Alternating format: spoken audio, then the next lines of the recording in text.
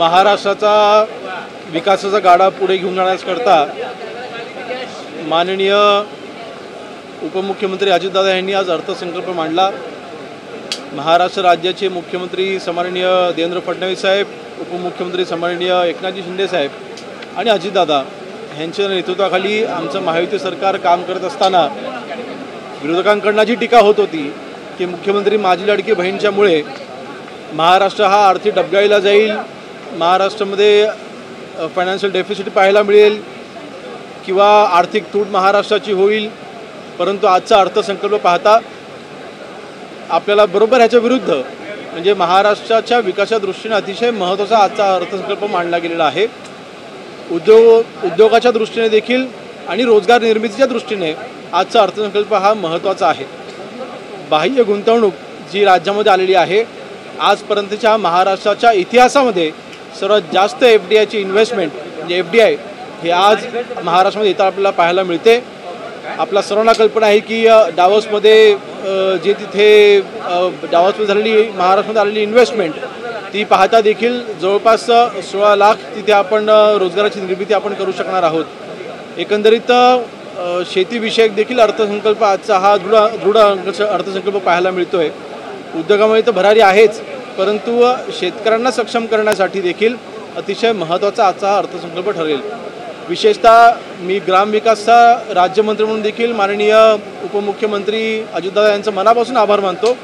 माननीय पंतप्रधान महोदयांची असलेली अतिशय महत्त्वाकांक्षी त्यांचा प्रकल्प म्हणजे प्रधानमंत्री आवास योजना।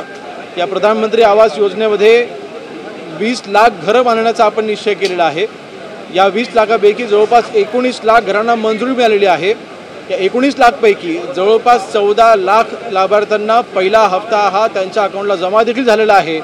देशामधलं महाराष्ट्र हे सर्वात पहिलं राज्य आहे इतकं मोठं टार्गेट पूर्ण करण्याचं। एकंदरीत आपल्या कोकणासाठी देखील याच्यामध्ये निधी उपलब्ध करून दिला गेलेला आहे। मुंबई बँगलोर हायवे आपल्या सर्वांना कल्पना आहे की मुंबई गोवा हायवेवर आता जवळपास पूर्ण होत आलेला आहे। त्याला जोडूनच आता आपल्याला मुंबई बँगलोर हायवे हा देखील होणार आहे, जो जसा समृद्धीच्या आधारे हा हायवे होणार आहे आणि या हायवेकरता देखील आपल्या सरकारने तिथे आर्थिक तरतूद केलेली आहे। लवकरच मुंबई गोवा हायवे हा मुंबई बँगलोर हायवे ज्यावेळेला तयार होईल समृद्धीच्या आधारावरती ग्रीनफील्ड रोड आपण त्याला म्हणतोय आणि नक्कीच जसं समृद्धी हायवे तयार झाल्याच्या नंतर त्या परिक्षेत्रामध्ये उद्योग यायला सुरुवात झाली, त्याच धर्तीवरती ज्यावेळेला हा हायवे पूर्ण होईल त्यावेळेला इथे देखील इथे आर्थिक आणि उद्योगाच्या दृष्टीने इथे भरारी येईल असा आमचा विश्वास आहे। या अर्थसंकल्पामध्ये कोकणाला काय मिळालं, कोकणातल्या पायाभूत सुविधा आणि कोकणातल्या पर्यटन विकासाला किती चालना मिळेल? एकंदरीत अभिनंदन करायला हवं सन्माननीय अजितदादा यांचं ह्यासाठी की कोकणाला आजपर्यंत नेहमी दुर्लक्षित केलं गेलं, परंतु आज आपण पाहिलं तर सिंचनाच्या माध्यमातून देखील कोकण समृद्ध झालं पाहिजे ह्या दृष्टीने जलसंधारण विभागाला जो निधी उपलब्ध करून दिला जवळपास 3 ते 3.25 कोटी उपलब्ध करून दिलेला आहे। याच्यामध्ये प्राधान्याने कोकणामधली कामं घेण्यात यावी अशी नक्कीच ही सूचना माननीय मुख्यमंत्री महोदयांनी पहिल्याच दिवशी केलेली आहे। त्यामुळे खात्यांना जो निधी वाटप केलेला आहे त्याच्यामध्ये देखील कोकणामधली कामं ही जास्तीत जास्त घेण्यात येतील याच्याकडे आम्ही स्वतः लक्ष ठेवून असू। पर्यटन विकासाला चालना देण्यासाठी आपला सर्वांना कल्पना आहे की पर्यटन विभागाला आजपर्यंत तुटपुंज निधी मिळायचा, परंतु आता देखील अतिशय चांगला निधी हा पर्यटन विभागाला उपलब्ध करून दिलेला गेलेला आहे। ज्या पर्यटन विभागाच्या पॉलिसीज आहेत त्या जरी योग्यरित्या राबवल्या गेल्या तरीसुद्धा कोकण हे पर्यटनाच्या दृष्टीने हे विकसित होईल आणि त्याला चांगली चालना मिळेल आणि म्हणून मला वाटतं ह्या विभागांना ज्या तरतुदी केलेल्या आहेत त्या देखील आपण विचारात घेतल्या पाहिजेत। त्या विभागामध्ये अंतर्भाव विकासांचा जो होईल त्यामार्फत हा विकास होईल।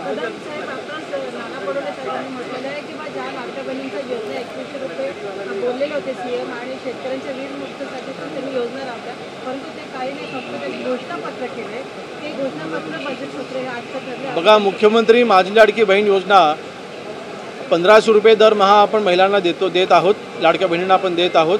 ते आम्ही 2100 रुपये करणार नाही असं आम्ही कधीच म्हटलेलं नाही। शेवटी आपल्याला आर्थिक घडी आज ही व्यवस्थित होते, आपल्याला विकास करत असताना सगळ्याच बाजू आपल्याला सांभाळून घ्यायच्या असतात, परंतु 2100 रुपये आम्ही देणार नाही असं आम्ही कधीच म्हटलेलं नाही। नक्कीच आम्ही दिलेला शब्द हा पूर्ण केला जाईल हा आमचा शब्द आहे।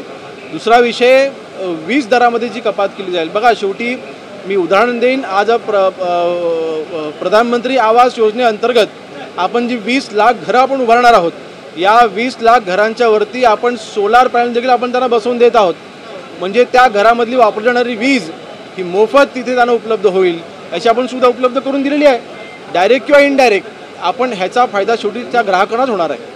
गृह विभागाला देखील मोठ्या प्रमाणात निधी मिळालेला आहे 2237. नाही, मला आवर्जून उल्लेख करायला हवा आहे की गृह विभागाच्या अंतर्गत विशेषतः सायबर क्राईम रोखण्यासाठी जो महाराष्ट्र सायबर प्रकल्प जो आता आपण राबवत आहोत त्याला विशेषतः निधी उपलब्ध करून दिला गेलेला आहे. त्यानंतर आपल्या सर्वांना कल्पना आहे की महाराष्ट्रामध्ये अनेक ठिकाणी जे जुने पोलीस स्टेशन्स आहेत किंवा पोलीस वसाहती आहेत त्यांना निधी उपलब्ध व्हावा अशी मागणी होती. त्याचा देखील माननीय उपमुख्यमंत्री मोदींनी त्याचा उल्लेख देखील केलेला आहे. आणि म्हणून गृह विभागामध्ये जी तरतूद आहे त्याच्यामध्ये सायबर क्राईम रोखण्याकरता प्रामुख्याने नक्कीच त्याचा उपयोग होणार आहे. आणि पोलिसांच्या वसाहती ज्या आहेत त्या सुरळीत करणे की त्याचं चांगलं बांधकाम करण्यासाठी नवीन इमारती उभा करण्यासाठी त्याचा उपयोग होणार आहे.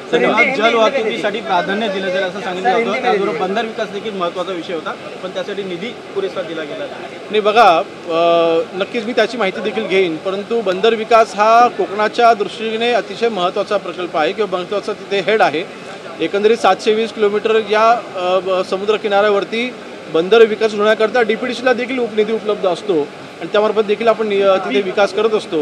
विशेषतः मी हा देखील उल्लेख आवर्जून करेन की DPDCला जवळपास 2000 कोटी दादांनी वाढवून दिलेले आहेत आणि त्याचा देखील उपयोग मूलभूत सुविधा उभारण्याकरता सगळ्या हेडच्या अंतर्गत, म्हणजे पाण्याच्या अंतर्गत असेल, सिंचनाच्या अंतर्गत असेल, रस्ते विकासाच्या अंतर्गत असेल, अन्य कुठल्या हेडच्या अंतर्गत असेल, ह्या निधीचा उपयोग हा त्याकरता देखील होईल. धन्यवाद.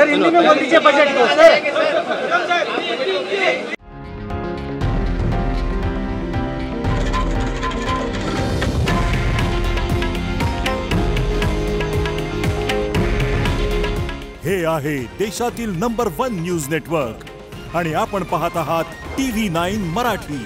काळजी तुमची, हित महाराष्ट्राचं.